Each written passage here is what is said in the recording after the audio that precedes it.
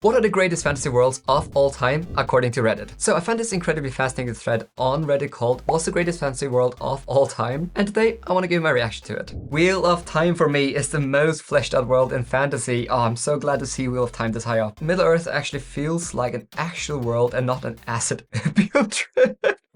Without further ado, let's get into it. Okay, on spot number 1 with 591 votes is Discworld by Terry Pratchett. Okay, this is interesting. I think a lot of you know that I read like 3 or 4 or maybe even 5 Terry Pratchett novels, and they just haven't been for me. But I'm very, very happy to say Terry Pratchett was a genius and his world building was incredible. But when I think about the greatest worlds of all time, I wouldn't really think about a world that has a giant turtle with some elephants on it riding throughout space, which is basically the world in Discworld. But yeah, this world is massive. I think he wrote like 42 or 43 books in this universe. So this isn't really my top pick, but interesting how many people actually rate it this highly. But yeah, if you want to know a bit more about Discworld, then Discworld was created by Terry Pratchett, and it's a satirical fantasy universe set on a flat disc-shaped world supported by 4 giant elephants, which stand on the back of the enormous turtle Great Atuin, who swims through space. This unique world is filled with magic, diverse cultures, and a wide array of species, including human, dwarves, trolls, witches, and wizards. But yeah, it's definitely one of the greatest, absurdest worlds out there for sure, but I'm surprised it's number 1 on this list. Okay, the next one is Middle-earth. This person writes, Middle-earth actually feels like an actual world and not an acid field trip. I love that. That's definitely a direct reference to Discworld, which feels like an acid opium trip for sure. But yeah, I expected Middle-earth to be number 1 because it's just so iconic. And when I read the series, it feels like you're stepping into a world that has been lived in. It feels like it's so rich with history, cultures, location, and the events that you step into. You really feel like there's so much history behind the events that has led up to this point, which I just love, and it's really a trademark of a good world. And obviously we have to mention, Tolkien, he even created a language for his own world, which is just insane. I don't really feel like I need to give much of an introduction to Middle-earth, but I'll do it anyway. Middle-earth, created by J.R. Tolkien, is a richly detailed fantasy world that serves as the setting for The Hobbit, The Lord of the Rings, and The Silmarillion. It is part of a larger world called Arda and is inhabited by various races, including elves, dwarves, men, hobbits, and orcs. The world is shaped by deep history, spanning thousands of years, with its own languages, cultures, and myths. Now, the geography of Middle-earth is diverse, featuring grand cities like Minas Tirith, enchanted forests like Lothlorien,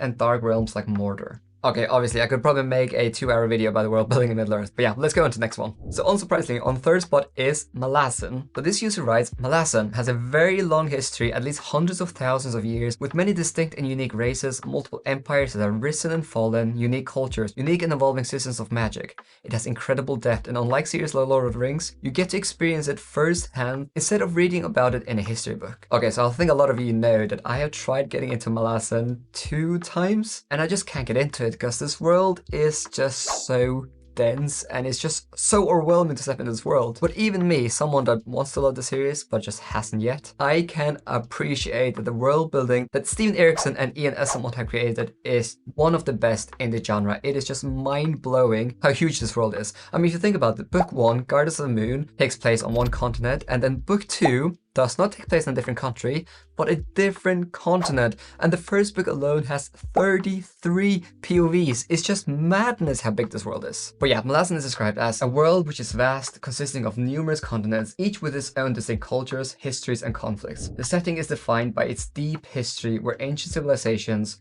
gods, and powerful ascendants shape the events of the present. Magic in the Malazan world is potent and multifaceted, channeled through warrens or holes, different dimensions or paths of power. The series also features a wide range of races, from humans and Tlan Imas to the mysterious Tisti Andi, as well as gods who are actively involved in mortal affairs. Okay, so that just gives you a tiny taste of the world of Malazan, but the only way you can really understand how dense and how huge this world is, with literally hundreds of thousands of years history, is by trying it out. So give it a go and be prepared to be overwhelmed.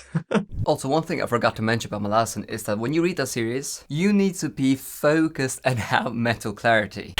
Now, I don't know about you, but I often struggle with being able to concentrate, especially when it comes to trying to do work on my channel after work and reading all these amazing books, and I just kind of accepted that being tired and stressed was part of it. But what if you could be more efficient and actually enjoy your day? That's where Magic Mind comes in, today's sponsor, a drink designed for 100% mental performance without caffeine, jitters, or crashes. Now, after 106 formulations, Magic Mind is here to enhance focus, clarity, and productivity while also reducing stress. Plus, this drink also gives you 100% of your daily vitamin C and D. So what sets Magic Mind apart? Firstly, it's 100% safe, third-party tested, and uses high-quality ingredients like these on the screen. It's also doctor validated and backed by over 200 studies. Unlike quick fixes, this works over time to sustain your energy and focus without caffeine crash. Now, the focus here is really to support you long-term, hence why some of these ingredients might take you 3 to 4 days before they actually start working. Now, I was skeptical when this company reached out to me, but after having tried it for more than a week, I must say it really feels like it has made a big difference on my focus and mental capacity. Plus, every bottle sold, Magic Mind donates to mental health charities for US homeless communities, and also Magic Mind is 100% carbon neutral. And the best part, there's no risk. You have 100 days to get a full refund if it's not for you. You can click the link in the description down below and use my discount code Viking20 to get up to 48% off your first subscription, or for the next 10 days, 20% off for a one-time purchase. Thank you so much to Magic Mind for sponsoring this video. Okay, the next one is The Last Airbender. Okay, so I've only watched the first season of the cartoon or the animated story. I'm actually not sure if there's a manga or actually fictional books written. Sorry for not knowing, but yeah, I watched the first season and I really enjoyed it. I thought the world building was incredibly good. It really felt like there were so many different cultures. The world felt massive, but I feel personally that I can't really make a judgment if I think it's one of the greatest of all time, having only watched one season. But yeah, I'm definitely planning on watching season 2 and 3 because I really enjoyed the first season. I think most of you probably know a bit about Avatar: The Last Airbender, but if you don't, then Avatar: The Last Airbender is set in a world where civilization is divided into 4 nations, each associated with one of the 4 classical elements: water, earth, fire, and air. People in these nations can bend their respective elements through martial arts, with a few exceptional individuals capable of manipulating the elements. I mean, if you haven't watched The Last Airbender, both the cartoon version and also the live action version are both really solid. And yeah, it's definitely a series I need to continue with. Okay, so a couple of comments mentioned Elder Scrolls and Dark Souls, but since I primarily focus on books and I don't really play video games, I can't really comment on these ones, so I'll skip these two.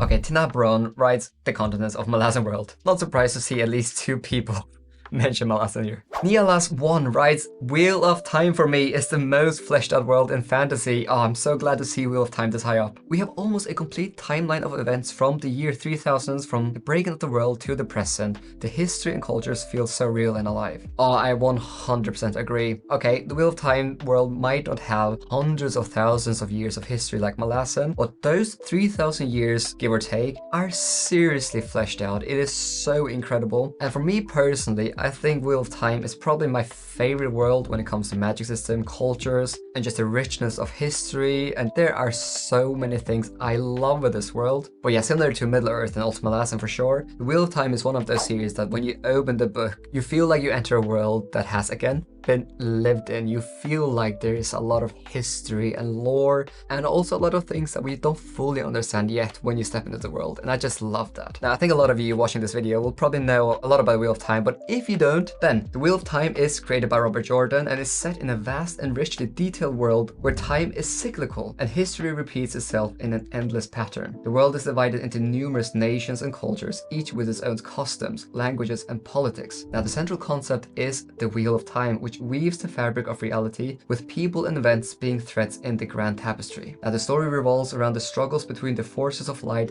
led by the Dragon Reborn and the Dark One, an evil entity seeking to break the wheel and remake the world in his image. Magic, known as the One Power, is a significant force in this world, with male and female channels drawing power from different halves, Saidin and Saida. However, the male half of the power is tainted, causing male challengers to go mad, which adds a layer of complexity to the world's politics and gender dynamics. Okay, that is just a brief overview of the incredible world that Robert Jordan created. So yeah, I mean, if you're a fan of big epic fantasy worlds, The Wheel of Time is a must-read for sure. Famous Earth writes A Song of Ice and Fire. Obviously, Westeros had to be on this list. Now, I kind of feel ashamed here because I've only read the first 2 books of A Song of Ice and Fire, and I read these 8 years ago before I actually started getting into reading, and I haven't watched the TV adaptations, and it just feels like this is a massive gap for me as a fantasy book reviewer. before. Now the only reason why I haven't picked up A Song of Ice and Fire again is because it's unfinished, but I don't know if George R. R. Martin is ever going to finish the series, and I just know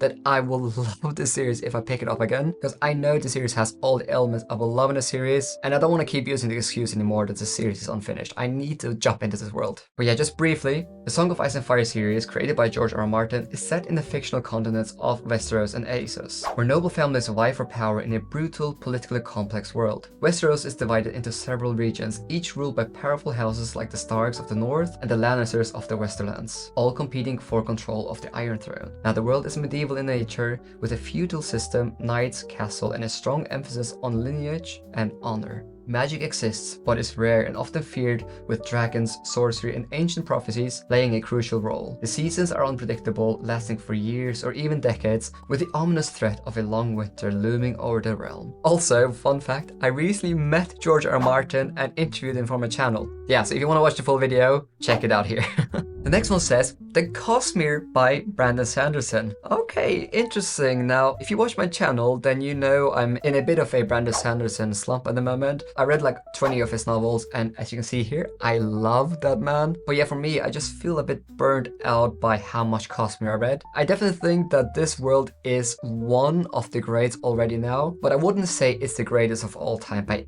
any means yet. But depending on where Sanderson ends up, it has the potential to become one of the greatest worlds of all time. Now, it's kind of hard to generalize what the Cosmere is, because it's basically a universe with loads of different planets, and some planets are way more fleshed out, like some Archive and Mistborn, than for example the planets where Tress of the Emerald Sea takes place. But yeah, generally each world in the Cosmere has its own unique magic system, which is great. And we also know there's some abilities for people to travel between these planets, and apparently the worlds are gonna become more and more intertwined as Sanderson keeps writing more and more stories. So yeah, the Cosmere, I'm not surprised considering how popular it is that it's on this list, but for me personally, I wouldn't yet put it on spot number 1 or anything, but it could definitely creep up my ranking one day. Chris writes, The Realm of the Elderlings by Robin Hobb. Okay, so I love this series, and I'm actually almost finished with the Rainwell Chronicles, which means that I'll only have 3 books left of this universe. Now, Robin Hobb is an incredible character writer and world builder as well. When you read this series, they are so incredibly character driven that, again, I probably would add this in my top 10 ranking if I made one, but I probably would add the Realm of the Elderlings in somewhere between spot 8 or 10, because I just feel like the characters are the real main focus in this world, and the world building comes second. But yeah, the world building is grand. We have different locations, different cultures, different kinds of magic. But I'll just say now that if you want to get into the Realm of the Elderlings, while the world building is great, you have to go in first and foremost for the characters, because that is really the highlight of this whole universe. But just briefly, central to the world building are the Elderlings, an ancient mysterious race with advanced knowledge and a deep connection to the dragons, who play a crucial role in the world's history and magic. The magic in this world is multifaceted, with different forms such as the skill and the wit, both of which have profound impact on the characters and the societies they inhabit. But that's just a very brief description of the Realm of the Elderlings. But what I will say is, even though Robin Hobb is acknowledged as one of the great fantasy authors of the modern times, I still think that she is criminally underrated. Her character work is just so phenomenal, and her writing is so beautiful. E21A1 writes, The World of One Piece. Oda has been creating it for 25 years, and only in the last few months have we started to receive some of the responses. Okay, so again, I can't fully have a strong opinion here, because I've only watched the first season of One Piece of the Netflix live action adaptation. And while I am very intrigued by One Piece, there are so many books in this universe, I just feel like I'll never get to the end of it, because this universe is just huge. But what I'll say just from the live action, which again is probably not the best representation, I was really impressed by the world building in the Netflix adaptation. This world felt fleshed out, it felt exciting, and also very colorful. But yeah, I've actually never read a manga in my whole life, and I'm not even sure if One Piece is a good starting place or not. So let me know if you think that's a good starting place. But yeah, just briefly, One Piece is created by Oda. It's set in a vast imaginary world dominated by the oceans, where pirates, marines, and adventure seekers seek the legendary treasure known as the One Piece. The world is divided into several seas, and the Grand Line, a dangerous and mysterious ocean route where most of the story takes place. The world building is vibrant and diverse, with numerous islands, each with its own unique culture, climate, and inhabitants. let's move on to the next one. Personally, I really liked Osten Ard. The whole world felt so real. Oh, I'm so glad that someone gave Osten Ard a bit of attention here. Now, if you don't know anything about Osten Ard, then it's written by Ted Williams, and the first trilogy is called Memory, Sorrow, and Thorn. I've actually read the first 2 books this year, and I still need to read book 3, which is absolutely huge, like 1500 pages. And this series was a huge inspiration for George R.R. Martin when he wrote and created Westeros. Now, I have absolutely loved this world. First and foremost, I love how the politics is handled, but I also just feel like this world has this perfect balance of feeling very rich and intricate, but then also there are loads of mysteries in this world, and you as a reader, you get to go on a journey where people discover different parts of the world they didn't really know. But yeah, I feel like Osten Ard is such an underrated series. Like, more people on BookTube need to check out the series because it's beautifully written, it's so rich, and has phenomenal characters. I mean, if you like classic fantasy, you need to check out Osten Ard. But a bit about Osten Ard. The continent of Osten Ard is home to various human kingdoms, as well as non-human races like the immortal Scythi, the troll-like Canuk, and the mysterious Norns. The world building is deeply influenced by the past, with ancient conflicts and long-forgotten lore playing a crucial role in the present-day events. The setting features a medieval-like society with castles, knights, and political intrigue, but is also suffused with magic, much of it tied to the ancient powers of the Scythi and their connection to nature and time. Okay, I've now covered 9 worlds that people rate as one of the greatest worlds all time, but there's one world here that hasn't been mentioned that I feel personally is such an underrated world, which is the world of Dara, or the Dandelion Dynasty by Ken Liu. Honestly, if you watch my channel, then you know I've talked about this series so often. But yeah, the world building in the Dandelion Dynasty is some of the most exciting, interesting I have ever come across in the genre. Genuinely, I feel like it's criminal that not more people have been reading the Dandelion Dynasty. Ken Liu is a genius. Okay, just listen to this as I read the description of the world of Dara. The Dandelion Dynasty, created by Ken Liu, is set in a richly imagined world inspired by East Asian cultures and historical periods, blending elements of fantasy with intricate political and technological themes. The series takes place in the realm known as Dara, a land with complex history and diverse cultures. Central to the world building is the concept of gears, advanced mechanical technology reminiscent of steampunk, which is used in warfare, industry, and daily life. The narrative explores themes of empire building, innovation, and the struggles for power, set against a backdrop of detailed political intrigue and cultural depth. And one thing I also want to mention is that I think the world of Dara has some of the most exciting fantasy creatures in the world. Now, book 1 kind of reads like a history book, but book 2, it becomes much more character focused. And if you don't believe me of the scale of this world, just read book 2. You think book 1 is epic, but you come to book 2 and Ken Liu just says like, oh no, this is just a tiny bit of the world, and he just opens up the world. And okay, never mind, I can just keep on talking about this. I made a full spoiler-free review called I've tried 50 plus series, and this one is the most underrated, because I genuinely feel like this is probably the most underrated series out there at the moment. More people need to check out Ken Liu. But yeah, now that's, I think, officially 10 fantasy worlds that are some of the greatest out there. How many of these have you dipped your toes into? And which one would you add? I would love to hear your thoughts. Thank you so much for watching. Oh, you're still here and you want more? Well, the good news is that I have a Viking Book Club on my Patreon. If you join my Patreon, then you get access to an exclusive book club where every single month we read one book together, and the book can be put forward by you. If you join tier 3 or 4, then you can put a book forward, and then I randomly choose a book from the pot that we end up reading together, and throughout the month, we discuss the book on the Patreon chats. And then we also have Zoom hangouts, which honestly are some of my favorite times of the month. This month we're reading this book, and next month we're gonna be reading this book. Also, since I launched my Patreon, I basically spent my money back into the channel on video editing. I've had more than 40 videos professionally edited, so if you want to support what I do here and also help me upload more consistently, then I'll leave a link in the description down below.